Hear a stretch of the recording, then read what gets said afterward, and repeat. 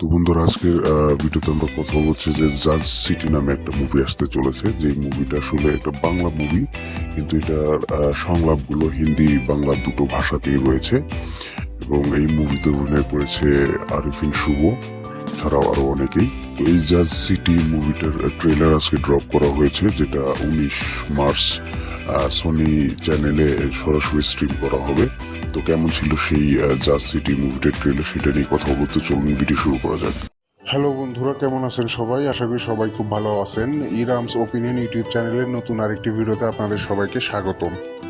বন্ধুরা, যে জাজ সিটি বলে যে মুভিটা আসতে চলেছে, মুভিটার তো ট্রেলারটা দেখে যেটা বোঝা গেল আর কি, যেটা স্টোরি লাইন হতে চলেছে সেটা হচ্ছে যে 1971-এ বাংলাদেশে যে স্বাধীনতা যুদ্ধ হয়েছিল সেই যুদ্ধের পটভূমিকে কেন্দ্র করে, যেটা শুরুয়াত এই ট্রেলারে দেখানো হয়েছে 1969 সাল থেকে। এবং 71-এ গিয়ে যে যুদ্ধটা শুরু হয়, সেই যুদ্ধের পটভূমি এবং এই মুভির মূল যে ফোকাসটা, সেটা যুদ্ধ তো রয়েছে, কিন্তু যুদ্ধে যে আমরা জানি যে 71 সালে যে যুদ্ধ হয়েছিল পাকিস্তানের সাথে, সেই যুদ্ধে ভারত বাংলাদেশকে প্রত্যক্ষভাবে সহযোগিতা করেছিল, যার ফলে বাংলাদেশ এই যুদ্ধে জয়ী হয়েছিল, স্বাধীনতা পেয়েছিল।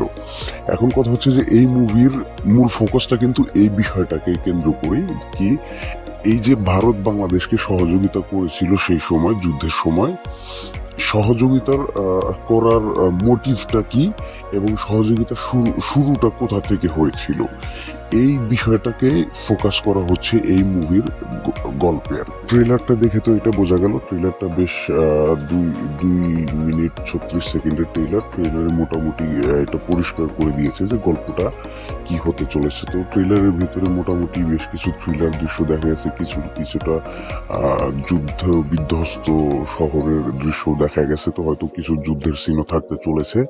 তো যাই হোক, ট্রেলারটা আমার কাছে বেশ ভালো লেগেছে। ট্রেলারে যারা রয়েছেন, জিম্মি রয় চরিত্রে আরিফিন শুভ রয়েছেন, তারপরে সৌরসেনী মৈত্র রয়েছেন। সৌরসেনী মৈত্রকেও দেখতে বেশ ভালো লেগেছে।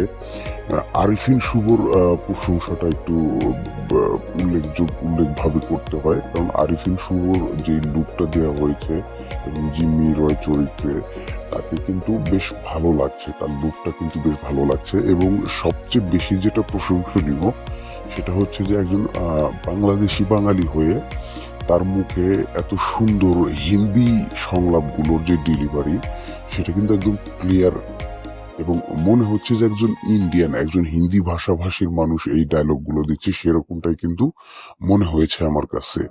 তো আমার কাছে বেশ ভালো লেগেছে আরিফিন শুভর ক্যারেক্টারটা। এখন মূলত দেখার বিষয় কোনটা, যে আমরা কম বেশি সবাই জানি যে বাংলাদেশি যারা রয়েছেন, বাংলাদেশের স্বাধীনতাটা আমাদের কাছে একজন বাঙালি হিসেবে সবচেয়ে বড় প্রাপ্য।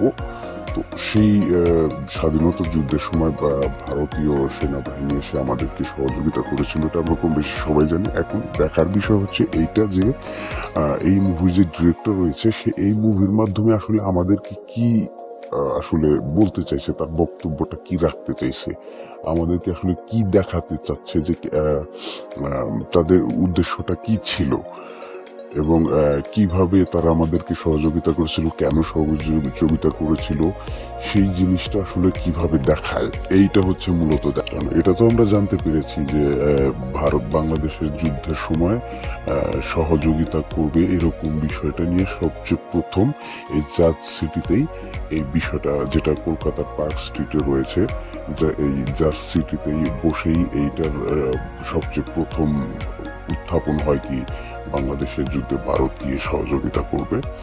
তো এখন বিষয়টা হচ্ছে যে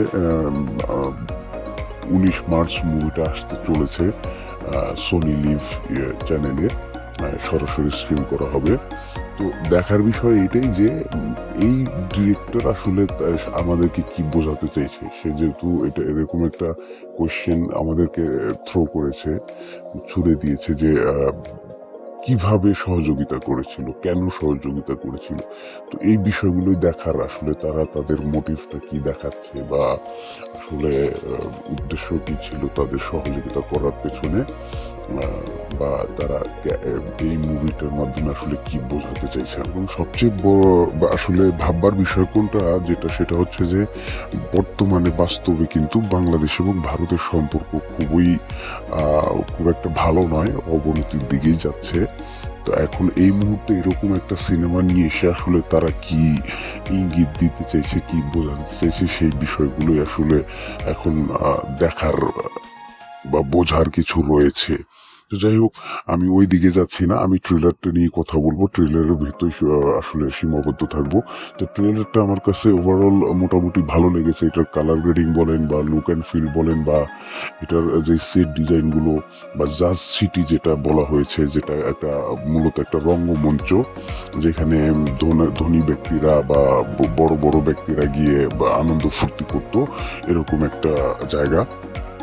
যে জায়গা থেকেই মূলত সবচেয়ে প্রথমবার বাংলাদেশকে ভারত সহযোগিতা করবে এইটার প্রস্তাব মূলত উত্থাপন হয়।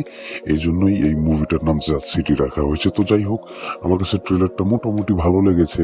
আমি দেখার জন্য বেশ এক্সাইটেড, যে আসলে একজন বাংলাদেশি হিসেবে এটা দেখার জন্য অবশ্যই এক্সাইটেড থাকবো, যে তারা আসলে কেন সেই সময় বাংলাদেশকে সহযোগিতা করেছিল, তাদের মোটিভটা কি ছিল বা তারা আসলে কি চেয়েছিল।